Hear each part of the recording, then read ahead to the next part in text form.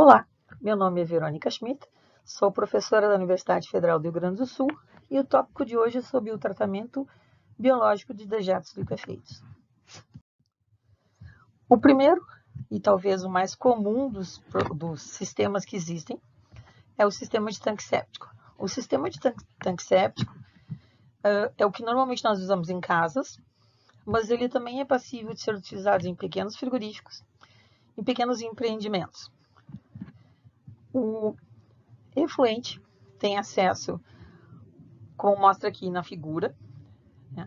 E dentro dessa caixa, que é uma caixa de alvenaria, a gente vai ter a deposição do material sólido formando um lodo na parte inferior, aqui a parte líquida e aqui na parte mais de cima fica espuma. Essa parte líquida é a parte que sai do sistema de tanque séptico e aqui ela pode ir ou para uma caixa de alvenaria que são furadas para que haja absorção pelo solo ao seu redor, isso que normalmente acontece nas casas. É possível que se construa aqui o que a gente chama um leito de pedras, que normalmente são pedras, tipo pedras de rio, sobre uma superfície de cimento, em que esse material ele passa de uma forma bem lenta aqui por cima, e aos poucos ele vai formando um biofilme, e esse biofilme com a luz solar vai exercendo efeito sobre esse processo, e o efluente daqui então acaba sendo passível de ser utilizado no meio ambiente sem problema nenhum. Uma outra possibilidade é agregar aqui ao fim um wetland, que é um sistema que a gente vai ver bem mais adiante. Muito comum da gente ver nos sistemas de produção e também em frigoríficos, em empresas como laticínios, são os sistemas de lagoas interligadas. O sistema de lagoas interligadas, ele é composto por, normalmente, lagoas anaeróbicas, lagoas facultativas ou aeradas e lagoas de polimento ou lagoas aeradas. Nesta foto aqui, uma vista aérea, a gente tem o sistema de galpão de produção de suínos.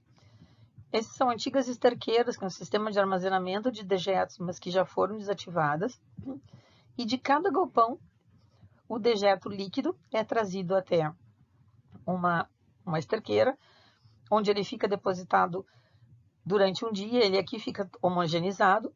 A partir daqui, ele passa por um sistema de peneiras, onde a fase sólida é separada da fase líquida. A fase sólida é destinada à lagoa de lodo e a fase líquida, então, segue pelos sistemas de lagoas. Vamos falar um pouquinho a respeito de cada uma das lagoas. A lagoa anaeróbica, ela pode ter aqui de 2,5 a 5 metros, mas ela pode chegar até a 9 metros de profundidade. E é um local onde vai, com o fluxo do material passando levemente por aqui, a tendência é que esse material sólido que ainda permanece aqui ele sedimenta e somente a parte líquida sempre vai passando para a lagoa seguinte. Nesse sistema, é um sistema que tem 2 lagoas anaeróbicas. Posteriormente, a parte líquida então passa para um sistema de lagoas, que são lagoas aeradas. Essas lagoas podem ser mais rasas, se não tiver aeração, ou pode ser mais profundas se tiverem aeração. Aqui é um exemplo de um aerador que fica submerso. O exemplo dele aqui em água, para mostrar como é que ele funciona. Aqui um sistema de aerador que fica na superfície, puxa a água e coloca para cima. Então, é um sistema de lagoas. E aqui é possível ver que, pela quantidade de matéria orgânica que tem nessa lagoa, existe a produção de macrófitas. Por fim, então, a lagoa aeróbia, que é uma lagoa bastante rasa, com menos de 1 metro de profundidade. Esse sistema aqui é composto por 3 lagoas, onde esse material, então, ele vai sofrendo a ação da luz solar, e aqui ele termina o seu processo de degradação biológica. Aqui são sistemas que apresentam, por exemplo, dentro de um sistema de produção animal, são lagoas interligadas, que pelo volume de resíduos que são produzidos, elas são em zigue-zague, não em sequência. Então, são lagoas compridas e estreitas, com sistema de declividade, e esse material então vai passando de uma lagoa para outra. Esse é o sistema de lagoas da Estação de Tratamento de Esgoto do Lami, em Porto Alegre, onde existe uma sequência de 3 lagoas, uma anaeróbica, uma aeróbica facultativa e uma aeróbica ao final, sendo que existem 2 lagoas, então são 2 sistemas paralelos. Nos frigoríficos, ou em áreas onde a gente tem uma grande quantidade de material sólido, os processos que são utilizados para fazer a separação desse material sólido são bastante diferentes, ou bastante diversos. Mas a ideia é sempre que esse material seja colocado em algum local e de alguma forma, ou por precipitação, ou por peneiramento, a parte sólida fica depositada neste local e a parte líquida então segue adiante para o processo, para o sistema de lagoas. Esse aqui é um exemplo de um frigorífico também, onde aqui é feita a separação da fase mais grosseira.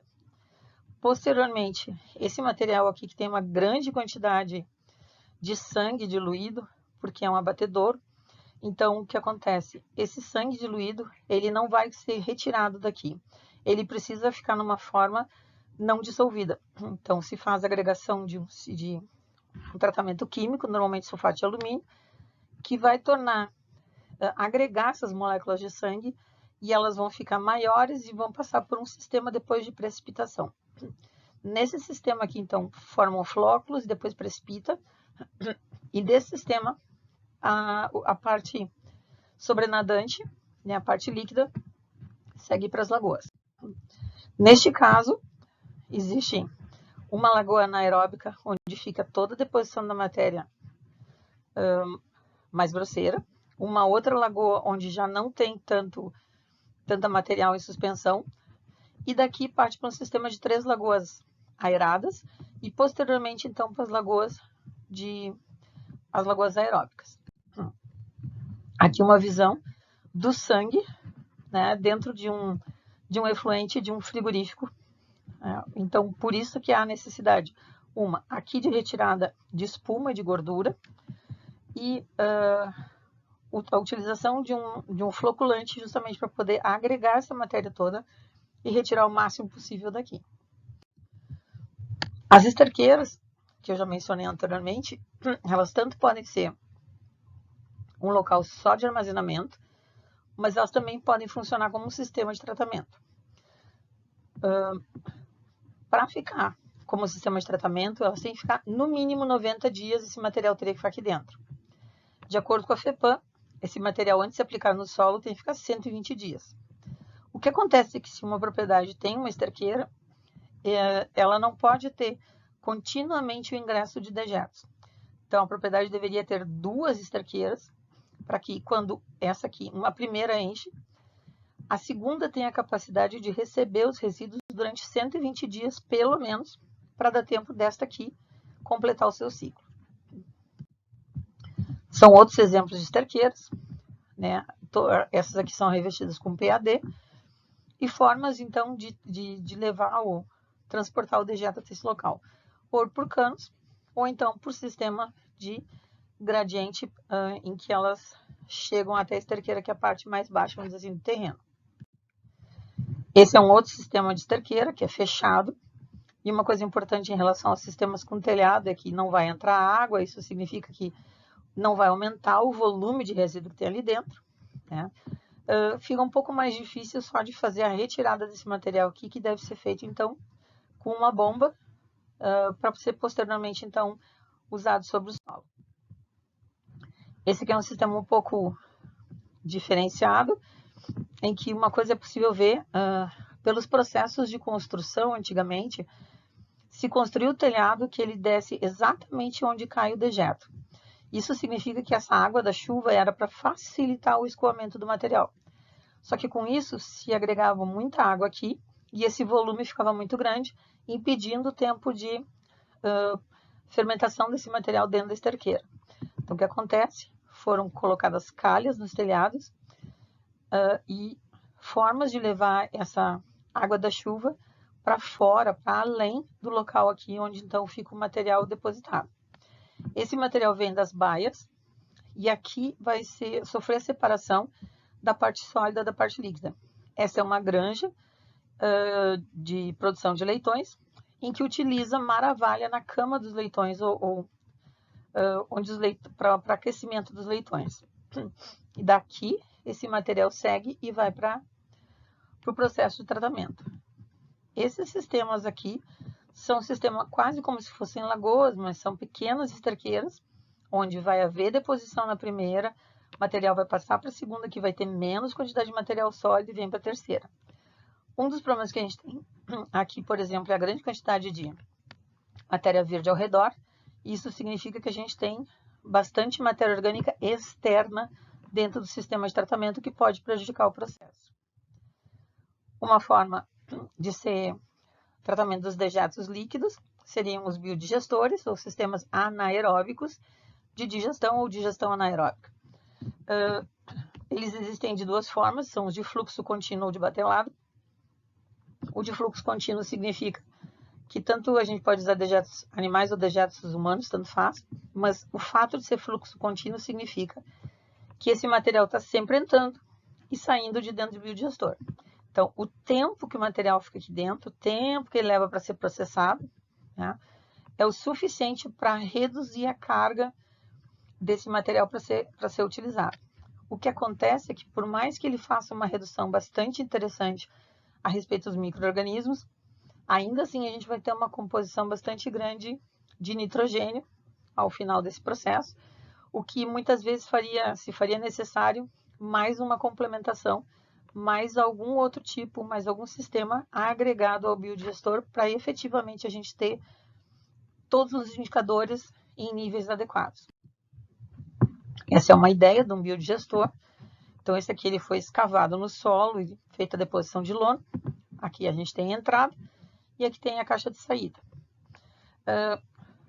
Em sistemas como esse, que aqui faz a captação então do gás, em sistema como esse a gente só tem que pensar sempre o volume de resíduo, o tipo de resíduo, né, se é passível ou não de ser diluído em água, e a partir daí então, quanto tempo ele levaria para fazer esse processamento de passar por aqui e chegar até por ali. Para que esse tempo seja em torno de 60 dias, para que ocorra então a degradação desse material. Então, esse é um biodigestor por batelado, em que existe a construção de uma parte de alvenaria, em que fica abaixo do solo. Em cima é colocada uma campânula para fazer o armazenamento do gás. Então, essa campânula ela é erguida, se faz o preenchimento do biodigestor com os dejetos, e posteriormente essa campânula, então, ela é colocada de volta. À medida que esse material vai fermentando, vai sendo degradado, vai produzindo gás e essa campânula, então, vai subindo. Então, aqui a gente tem um sistema de biodigestor abandonado. Esse era um biodigestor de fluxo contínuo. A gente teve aqui no Rio Grande do Sul uma época em que se deu bastante importância, houve vários programas de instalação de biodigestores. Mas, como não existia uma política de aproveitamento do gás e não se conhecia ainda a forma de utilização desse gás adequadamente, porque ele era utilizado então para queima, e normalmente todo o material onde era utilizado esse gás ele tinha uma vida útil muito pequena, muitos foram abandonados. Essa é uma visão interna. Então, para a gente entender um biodigestor de fluxo contínuo, ele é dividido ao meio, né? Então, o material é carregado. Lá embaixo tem uma abertura, então ele vai sendo colocado aqui, à medida que ele vai sendo colocado aqui, ele desce e sobe pelo outro lado. E aí a gente consegue fazer o descarregamento. Esse é um sistema na Tailândia com resíduos urbanos, então que é possível fazer um biodigestor para utilização de gás, então, em centros urbanos. Esse é um biodigestor em batelada, onde aqui antigamente existia uma esterqueira, e esse é um sistema bastante utilizado hoje, são a cobertura das esterqueiras para produção de gás e recolha desse gás. Quando a gente tem um sistema aberto, o gás resultante de todo o processo de degradação, ele é levado para a camada atmosférica. O que acontece é que hoje se fala muito nos gases de efeito estufa, E esses procedimentos, eles tanto resultam em CO2, que vai ser lançado, e esse material, esse gás produzido aqui, ele pode ser comercializado como crédito de carbono. Como crédito de carbono significa que esse produtor, no momento em que ele captura aqui o carbono, o CO2, um país ou um local onde exista grande produção de CO2, compra esses créditos dele, justamente para que faça a compensação do que o outro país ou outro local está gerando de gases de efeito estufa. Isso aqui é na Embrapa Suínos e Aves, que aqui a gente tem, então, um biodigestor e batelada e 2 sistemas de compostagem, que é assunto de uma próxima aula para a gente falar de dejetos sólidos. Esse é um sistema de produção de bovinos, né, que também foi instalado aqui uma esterqueira para receber esse material. E, posteriormente, daqui esse material, então, é encaminhado para um biodigestor. E aqui vocês veem a lona está completa para a produção de gás. Existe legislação no Brasil hoje em que esse gás tanto pode ser utilizado na própria propriedade, como ele também pode ser comercializado. E normalmente ele é comercializado em créditos de kilowatts. Então, se é uma empresa que utiliza energia elétrica, ela pode vender a energia gerada aqui e posteriormente ela tem um crédito para quando ela não tiver gás, ela pode usar a energia. Esse então é o etanol, que é o sistema que eu comentei anteriormente, lá junto, como nas lagoas, como o final das lagoas. Esses wetlands, eles são normalmente material líquido, ou pedregulhos, ou areia, mas a ideia principal aqui é que o efluente entre, aqui ele continua o seu processo, o ciclo do carbono e nitrogênio. Vão existir plantas aqui em cima, então essas plantas, raízes das plantas vão fazer a absorção de grande parte desse material. E posteriormente, então, ele vai sair daqui com uma redução bastante interessante em termos de indicadores físico-químicos. Né? Então, aqui são alguns exemplos a respeito de como construir. Esse aqui as plantas são na parte superficial, esse aqui são plantas, porque esse aqui toda é água, então seriam plantas no fundo. Esse é um exemplo continuação daquele sistema de lagoas, porque naquele sistema de lagoas que eu mostrei anteriormente, ainda saía uma grande quantidade de nitrogênio ao final no efluente. Então foram criados esses wetlands, que justamente o material entra, ele é com fluxo ascendente. Aqui tinha cascalho, pedra e areia e planta em cima. Então vocês veem aqui que tem os cascalhinhos. As plantas eram postas aqui. E nesse material se conseguiu uma redução muito interessante, muito importante em termos de compostos nitrogenados. Esse é um exemplo nos Estados Unidos de uma granja, né, onde a gente tem a instalação, os efluentes eles são levados a um biodigestor, então aqui está aqui o biodigestor enterrado, só que nesse caso aqui o gás não é aproveitado, o gás é queimado, né, e posteriormente o efluente desse material então cai num wetland. Então vocês veem aqui, é uma área que fica alagada, né? O wetland é isso, é um banhado, então a área fica alagada com uma grande quantidade então de plantas para fazer a absorção desses nutrientes. Outro exemplo americano de possibilidade de utilizar então o efluente de um sistema de tratamento seria utilizar ele em campos de golfe ou em grandes gramados, fazendo a sua deposição então sobre um filtro, que a gente tem areia e cascalho, seria um filtro para evitar que esse material entre em contato direto com o lençol freático. Ainda assim ele sofreria infiltração, mas grande parte da matéria orgânica ficaria aqui, ou que ainda sobrou no efluente, e desta forma ainda faria a adubação então dos campos de golfe. Esse é o sistema, é a forma como se faz a distribuição do dejeto, principalmente das esterqueiras. Então, é uma bomba motor que puxa esse material para dentro, posteriormente espalha. Aqui o exemplo é com água, mas é para mostrar como se faz esse espalhamento do resíduo líquido. E é isso que eu tinha para mostrar para vocês, então, sobre os tratamentos biológicos. A gente tem que ficar atento que existe uma possibilidade imensa de combinações de tratamentos. Existem vários outros procedimentos que são utilizados. E o que eu mostrei aqui são aqueles que são, vamos pensar assim, os mais difundidos. Aqueles que a gente tem em maior quantidade. Muito obrigado, até a próxima.